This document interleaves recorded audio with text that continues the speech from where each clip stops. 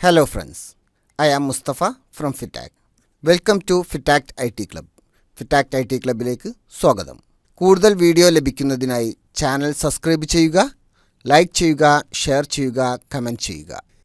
Manual അക്കൗണ്ടിങ്ങിൻ്റെ മൂന്നാമത്തെ പാഠഭാഗമാണ് ഇവിടെ പറയുന്നത്. അക്കൗണ്ടുകൾ തരംതിരിച്ചിരിക്കുന്നത് രണ്ട് അപ്രോച്ചുകൾ ഉണ്ട് എന്ന് നേരത്തെ പറഞ്ഞു. ഇതിൽ ഒന്നാമത്തെ അപ്രോച്ചാണ് ഇംഗ്ലീഷ് അപ്രോച്ച് അല്ലെങ്കിൽ traditional approach.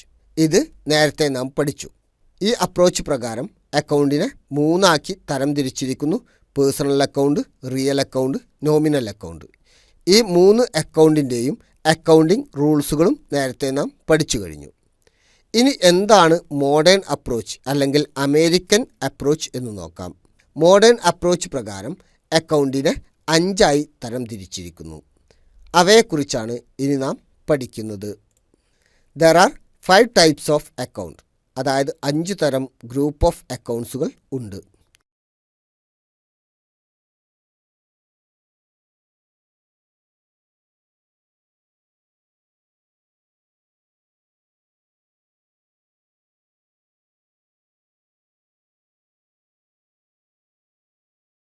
First one, asset. Asset എന്ന് വെച്ചാൽ സ്വത്ത് അല്ലെങ്കിൽ ആസ്തി. ദെൻ ലാബിലിറ്റി, ബാധ്യത. നെക്സ്റ്റ് ക്യാപിറ്റൽ, ബിസിനസ്സിൻ്റെ മുടക്കുമുതൽ ആണ് ക്യാപിറ്റൽ. നെക്സ്റ്റ് ഇൻകം, ഇൻകം എന്നാൽ വരുമാനം. ലാസ്റ്റ് എക്സ്പെൻസ്, അതായത് ചിലവ്. ബിസിനസ്സിന് സ്വന്തമായി ഉള്ളതും വിലയുള്ളതുമായ വസ്തുക്കളെയാണ് അസറ്റ്സ് എന്ന് പറയുന്നത്. ഒന്നാമത്തെ അക്കൗണ്ട് ഗ്രൂപ്പ് ആണ് അസറ്റ്. കമ്പനിയുടെ ആസ്തിയെയാണ് അസറ്റ് എന്ന് പറയുന്നത്. Land, building, plant, machinery, furniture and fixtures, vehicle, stock of goods, cash, goodwill, trade mark, sundry debtors, bill receivable, prepaid expense, accrued income തുടങ്ങിയവ അസറ്റിന് ഉദാഹരണങ്ങളാണ്. അസറ്റ് പ്രധാനമായും 2ആയി തരംതിരിച്ചിരിക്കുന്നു: ഫിക്സഡ് അസറ്റ്, കറൻറ്റ് അസറ്റ്. ദീർഘകാലത്തേക്ക് ബിസിനസ്സിൻ്റെ പ്രവർത്തനങ്ങൾക്ക് ആവശ്യമായി വരുന്ന അസറ്റിനെയാണ് ഫിക്സഡ് അസറ്റ് എന്ന് പറയുന്നത്. പണത്തിൻ്റെ രൂപത്തിൽ അല്ലെങ്കിൽ ഒരു വർഷത്തിനുള്ളിൽ പണമാക്കി മാറ്റാൻ കഴിയുന്നതുമായ അസറ്റിനെയാണ് നാം കറൻറ്റ് അസറ്റ് എന്ന് പറയുന്നത്. എക്സാമ്പിൾ, നമ്മളൊരു ബൈക്ക് വാങ്ങി. നമുക്ക് അതൊരു ഫിക്സഡ് അസറ്റ് ആയിരിക്കും. കാരണം നാം ആ ബൈക്ക് സ്ഥിരമായി യൂസേജിന് വേണ്ടി വാങ്ങിയതാണ്. പക്ഷേ ഒരു വണ്ടിക്കച്ചവടക്കാരൻ ബൈക്ക് വാങ്ങുകയാണെങ്കിൽ അത് കറൻറ്റ് അസറ്റായിരിക്കും. കാരണം അത് ക്യാഷാക്കി മാറ്റുക എന്ന ഉദ്ദേശത്തിലായിരിക്കും അയാൾ ആ ബൈക്ക് വാങ്ങിയത്.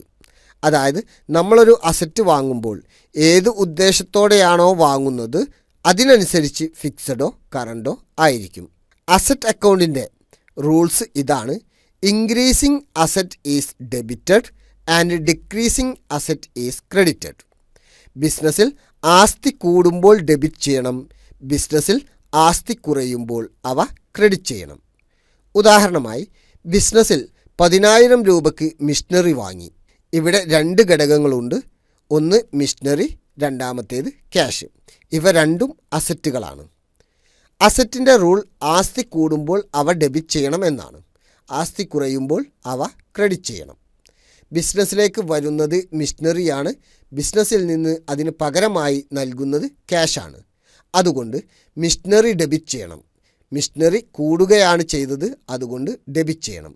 ക്യാഷ് ക്രെഡിറ്റ് ചെയ്യണം, കാരണം ക്യാഷ് കുറയുകയാണ് ചെയ്തത്. Machinery account debited to cash account. ഇതാണ് ഇതിൻ്റെ റൂൾ. അതായത് 10,000 രൂപയ്ക്ക് മിഷനറി വാങ്ങിച്ചപ്പോൾ ബിസിനസ്സിലേക്ക് മിഷനറിയാണ് വരുന്നത്. ബിസിനസ്സിലേക്ക് മിഷനറി വരുന്നു, അതായത് ബിസിനസ്സിൽ മിഷനറി എന്ന അസറ്റ് ഇൻക്രീസ് ചെയ്യും. അതുകൊണ്ട് അവ ഡെബിറ്റ് ചെയ്യണം. മിഷനറിക്ക് പകരമായി നാം ക്യാഷ് നൽകുന്നു. ക്യാഷ് ബിസിനസ്സിൽ നിന്നും പോകുകയാണ് ചെയ്യുന്നത്. ഇപ്പോൾ ക്യാഷ് എന്ന അസറ്റ് ബിസിനസ്സിൽ ഡിക്രീസ് ചെയ്യും, അതായത് കുറയും. അതുകൊണ്ട് ക്യാഷ് അക്കൗണ്ടിനെ ക്രെഡിറ്റ് ചെയ്യണം. നെക്സ്റ്റ് അക്കൗണ്ടാണ് ലാബിലിറ്റി. ബിസിനസ് കൊടുക്കാനുള്ള തുകകളെയാണ് ലാബിലിറ്റി എന്ന് പറയുന്നത്, അതായത് ബാധ്യത. ലാബിലിറ്റിയും 2ആയി തരംതിരിച്ചിട്ടുണ്ട്: long term liability and current liability or short term liability. ഒരു വർഷമോ അതിൽ കൂടുതലോ ആയ ടൈമിനുള്ളിൽ കൊടുത്തു തീർക്കേണ്ട ബാധ്യതകളെ പറയുന്ന പേരാണ് long term liability. Then current liability അല്ലെങ്കിൽ short term liability. Current liability എന്ന് പറഞ്ഞാൽ, അതായത് ഷോർട്ട് ടേം ലാബിലിറ്റി എന്ന് പറഞ്ഞാൽ പെട്ടെന്ന് കൊടുത്തു തീർക്കേണ്ട, അതായത് ഒരു വർഷത്തിനുള്ളിൽ കൊടുത്തു തീർക്കേണ്ട ബാധ്യതയാണ്. എക്സാമ്പിൾ, ഒരു ലോൺ. നമ്മുടെ ഫ്രണ്ടിൻ്റെ കയ്യിൽ നിന്നും നാം ക്യാഷ് വാങ്ങുകയാണെങ്കിൽ അത് കറണ്ട് ലാബിലിറ്റി ആയിരിക്കും. കാരണം ഇങ്ങനെ വാങ്ങുന്ന ക്യാഷ് നാം പെട്ടെന്ന് കൊടുത്തു തീർക്കും. പക്ഷേ നമ്മൾ ക്യാഷ് വാങ്ങുന്നത് ബാങ്കിൽ നിന്നാണെങ്കിൽ അത് ലോങ് ടേം ലാബിലിറ്റി ആയിരിക്കും. കാരണം അത് കൊടുത്തു തീർക്കാൻ 1 അതിൽ കൂടുതൽ വർഷമോ ടൈം എടുക്കും. ചില കേസുകളിൽ 2-3 മാസത്തിനു ലോൺ എടുക്കും. അത് കറണ്ട് ലാബിലിറ്റി ആയിരിക്കും. ലാബിലിറ്റിയുടെ കേസിൽ അക്കൗണ്ടിങ്ങിൻ്റെ റൂൾ ഇതാണ്: decreasing liability is debited and increasing liability is credited. ബാധ്യത കുറയുമ്പോൾ ഡെബിറ്റ് ചെയ്യണം, ബാധ്യത കൂടുമ്പോൾ അവ ക്രെഡിറ്റ് ചെയ്യണം. ഉദാഹരണമായി, ജോൺ എന്ന വ്യക്തിയുടെ കയ്യിൽ നിന്നും 10,000 രൂപയുടെ ഗുഡ്സ് പർച്ചേസ് ചെയ്തു. ഇവിടെ കടമായിട്ടാണ് ഗുഡ്സ് പർച്ചേസ് ചെയ്യുന്നത്. ഇവിടെ 2 ഘടകങ്ങളുണ്ട്, ഗുഡ്സും ജോണും. ഇവിടെ ജോൺ എന്ന വ്യക്തിയിൽ നിന്നും കടമായി പർച്ചേസ് ചെയ്തതുകൊണ്ട് ആ വ്യക്തിക്ക് 10,000 രൂപ നൽകാനുണ്ട്. അത് ഒരു ബാധ്യതയാണ്. ഈ സമയത്ത് ലാബിലിറ്റി, അതായത് ബാധ്യത കൂടുന്നു. അതുകൊണ്ട് തന്നെ ജോൺ എന്ന അക്കൗണ്ട് ക്രെഡിറ്റ് ചെയ്യണം. അതായത് ബാധ്യത കൂടുമ്പോൾ ക്രെഡിറ്റ് ചെയ്യണം. പർച്ചേസ് അക്കൗണ്ട് ഡെബിറ്റ് ചെയ്യുന്നു. ഇനി രണ്ടാമത്തെ ഉദാഹരണം ശ്രദ്ധിക്കുക. ജോൺ എന്ന വ്യക്തിക്ക് നാം ക്യാഷ് പേ ചെയ്യുന്നു, 10,000 രൂപ. ഈ സമയത്ത് ബിസിനസ്സിൽ ബാധ്യത കുറയുന്നു. അതായത് ജോണുമായിട്ടുള്ള ബിസിനസ്സിൻ്റെ ബാധ്യത കുറയുന്നു. ബാധ്യത കുറയുന്നത് കൊണ്ട് ആ വ്യക്തിയെ ഡെബിറ്റ് ചെയ്യണം. ജോൺ എന്ന വ്യക്തിയെ ഡെബിറ്റ് ചെയ്യുക. ഇതിൽ രണ്ടാമത്തെ ഘടകം ക്യാഷാണ്. അതായത് 10,000 രൂപയാണ് നാം ജോൺ എന്ന വ്യക്തിക്ക് പേയ്മെൻറ്റ് ചെയ്യുന്നത്. അതുകൊണ്ട് തന്നെ രണ്ടാമത്തെ അക്കൗണ്ട് ക്രെഡിറ്റ് ചെയ്യണം. ഇവിടെ ക്യാഷ്, അതായത് അസറ്റ് കുറയുകയാണ് ചെയ്തത്. അതുകൊണ്ട് ഇവ ക്രെഡിറ്റ് ചെയ്യണം. നാം നേരത്തെ ട്രഡീഷണൽ അപ്രോച്ച് ഉപയോഗിച്ച് അക്കൗണ്ടിങ് റൂൾസിൽ പഠിച്ചിരുന്നു. അതനുസരിച്ച് ജോണിൻ്റെ അക്കൗണ്ട് പേഴ്സണൽ അക്കൗണ്ടാണ്. പർച്ചേസ് സമയത്ത് ജോൺ ഗിവറാണ്, അദ്ദേഹത്തെ ക്രെഡിറ്റ് ചെയ്യും. എന്നാൽ അതിനുള്ള പേയ്മെൻറ്റ് നൽകുമ്പോൾ ജോണിനെ സംബന്ധിച്ച് റിസീവറാണ്, അതുകൊണ്ട് അദ്ദേഹത്തെ ഡെബിറ്റ് ചെയ്യും. നെക്സ്റ്റ് അക്കൗണ്ടാണ് ക്യാപിറ്റൽ, അതായത് മൂലധനം. ഒരാൾ അയാളുടെ ബിസിനസ് ആരംഭിക്കുന്നതിന് വേണ്ടി ചിലവഴിച്ച തുകയാണ് ക്യാപിറ്റൽ എന്ന് പറയുന്നത്. ബിസിനസ് തുടങ്ങുന്ന പാർട്ട്ണർമാരെയും നാം ക്യാപിറ്റൽ എന്ന് പറയാറുണ്ട്. ബിസിനസ്സിൽ ക്യാപിറ്റൽ കുറയുമ്പോൾ അത് ഡെബിറ്റ് ചെയ്യും. ക്യാപിറ്റൽ കൂടുമ്പോൾ അവ ക്രെഡിറ്റ് ചെയ്യും. അതായത് നമ്മുടെ ബിസിനസ്സിലേക്ക് ക്യാഷായിട്ട് ക്യാപിറ്റൽ വരികയാണെങ്കിൽ ക്യാപിറ്റൽ കൂടുകയാണ്, അതുകൊണ്ട് ക്യാപിറ്റൽ അക്കൗണ്ട് ക്രെഡിറ്റ് ചെയ്യും. അതായത് ക്യാപിറ്റൽ കൂടി, എന്നാൽ ക്യാഷായിട്ടാണ് അത് നമ്മുടെ ബിസിനസ്സിലേക്ക് വരുന്നത്. അതുകൊണ്ട് ക്യാഷ് അക്കൗണ്ട് ഡെബിറ്റ് ചെയ്യും. ക്യാപിറ്റൽ എന്നതും ഒരു ലാബിലിറ്റിയാണ്. അതുകൊണ്ട് അതേ രീതിയിൽ തന്നെ ലാബിലിറ്റി കൂടുമ്പോൾ ക്രെഡിറ്റ് ചെയ്യണം, ലാബിലിറ്റി കുറയുമ്പോൾ ഡെബിറ്റ് ചെയ്യണം.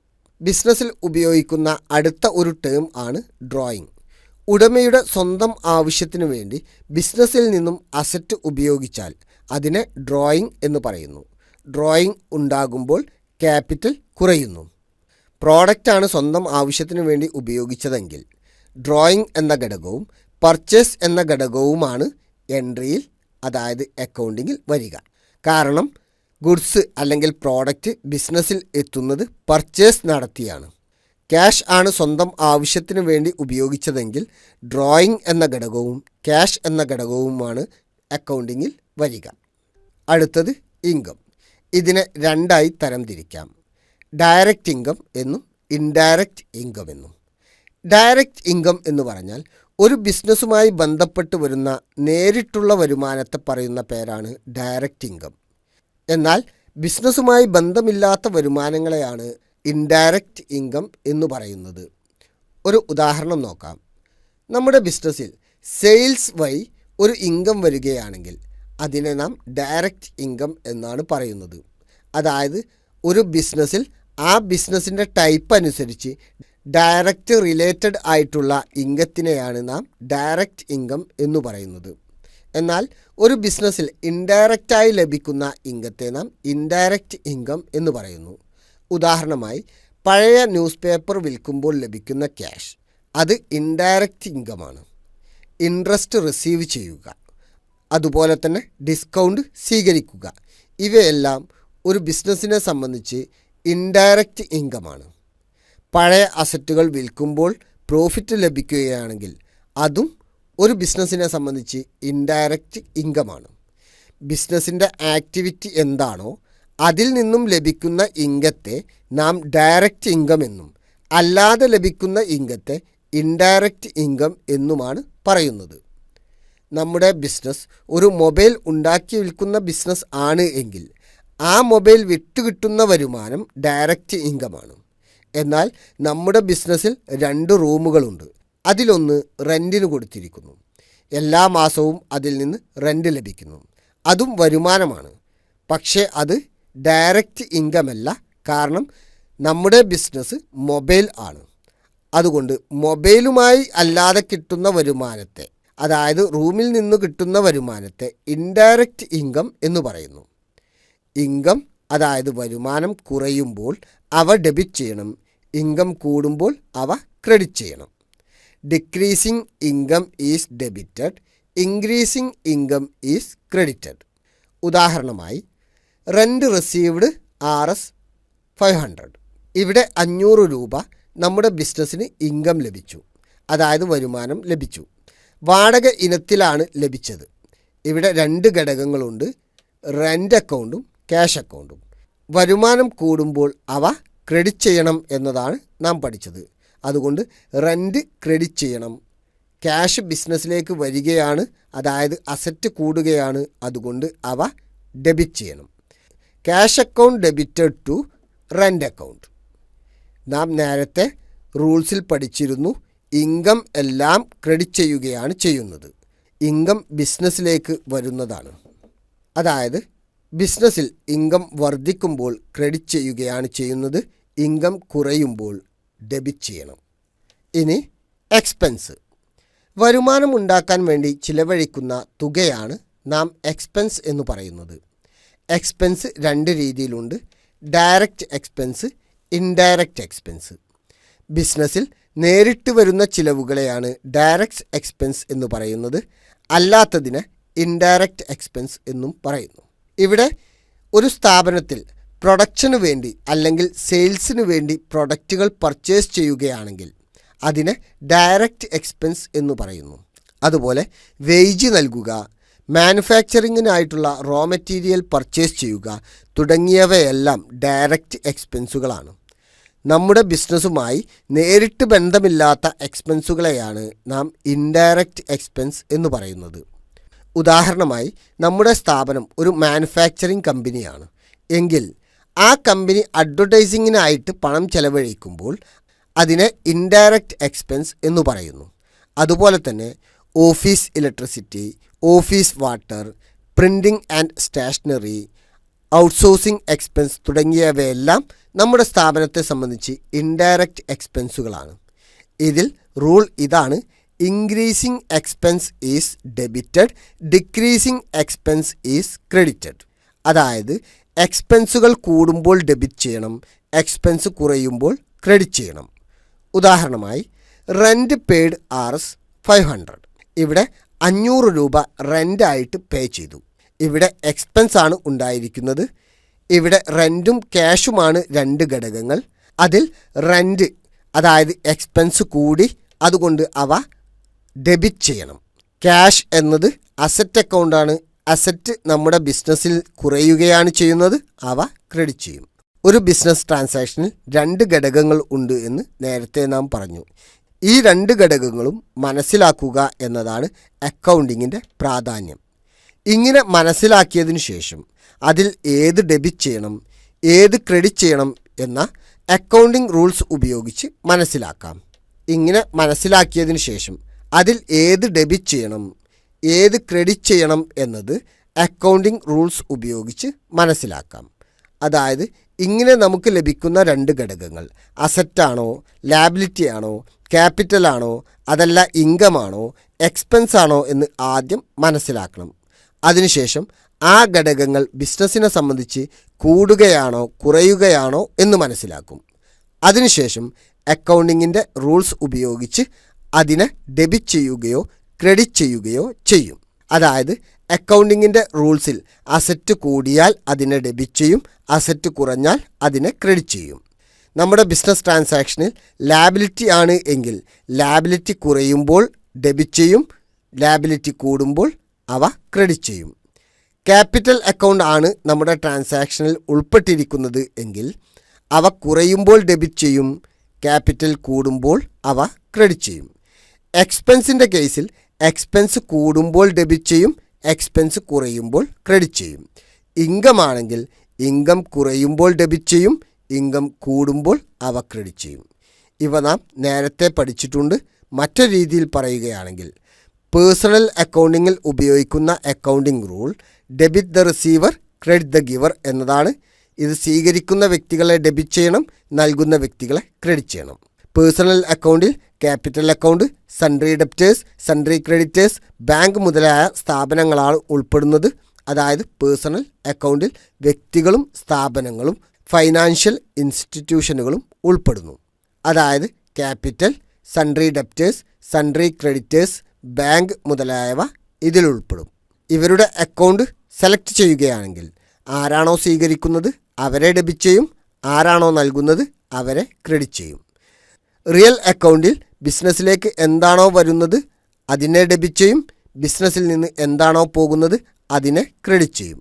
അസറ്റുകളെല്ലാം തന്നെ റിയൽ അക്കൗണ്ടിൽ പെടുന്നവയാണ്. അതായത് അസറ്റ് കൂടുകയാണെങ്കിൽ അവ ഡെബിറ്റ് ചെയ്യും, അസറ്റ് കുറയുകയാണെങ്കിൽ അവ ക്രെഡിറ്റ് ചെയ്യും. മറ്റൊന്നാണ് നോമിനൽ അക്കൗണ്ട്. നോമിനൽ അക്കൗണ്ടിൽ എക്സ്പെൻസുകളും ഇൻകങ്ങളുമാണ് ഉൾപ്പെടുന്നത്. എക്സ്പെൻസ് കൂടുമ്പോൾ അവ ഡെബിറ്റ് ചെയ്യണം, ഇൻകം കൂടുമ്പോൾ അവ ക്രെഡിറ്റ് ചെയ്യണം. അതായത് എക്സ്പെൻസുകളും ലോസുകളും ഡെബിറ്റ് ചെയ്യും, ഇൻകവും ഗെയിനുകളും ക്രെഡിറ്റ് ചെയ്യും. ഏതെങ്കിലും ഒരു അപ്രോച്ചാണ് നാം സ്വീകരിക്കേണ്ടത്. മോഡേൺ അപ്രോച്ചാണ് സ്വീകരിക്കുന്നത് എങ്കിൽ അസറ്റ്, എക്സ്പെൻസ് എന്നിവ ഉണ്ടെങ്കിൽ അവ കൂടുമ്പോൾ ഡെബിറ്റ് ചെയ്യണം, കുറയുമ്പോൾ ക്രെഡിറ്റ് ചെയ്യണം. ഇനി ലാബിലിറ്റി, ക്യാപിറ്റൽ, ഇൻകം എന്നിവയാണെങ്കിൽ അവ കുറയുമ്പോൾ ഡെബിറ്റ് ചെയ്യണം, കൂടുമ്പോൾ ക്രെഡിറ്റ് ചെയ്യണം. അതായത് അസറ്റും എക്സ്പെൻസും കൂടുമ്പോൾ ഡെബിറ്റ് ചെയ്യും, ലാബിലിറ്റി, ക്യാപിറ്റൽ, ഇൻകം എന്നിവ കൂടുമ്പോൾ ക്രെഡിറ്റ് ചെയ്യും. ഇത്രയും കാര്യങ്ങളാണ് ഈ ചാപ്റ്ററിലൂടെ നമ്മൾ പറയുന്നത്. അക്കൗണ്ടുകളെ മോഡേൺ അപ്രോച്ച് പ്രകാരം 5ആയി തരംതിരിച്ചു. അവയുടെ റൂൾസുമാണ് ഈ ചാപ്റ്ററിൽ നമ്മൾ ഡിസ്കസ് ചെയ്തത്. കൂടുതൽ വീഡിയോ ലഭിക്കുന്നതിനായി ചാനൽ സബ്സ്ക്രൈബ് ചെയ്യുക, ലൈക്ക് ചെയ്യുക, ഷെയർ ചെയ്യുക, കമൻറ്റ് ചെയ്യുക. നെക്സ്റ്റ് വീഡിയോയിൽ വീണ്ടും കാണാം. Bye bye.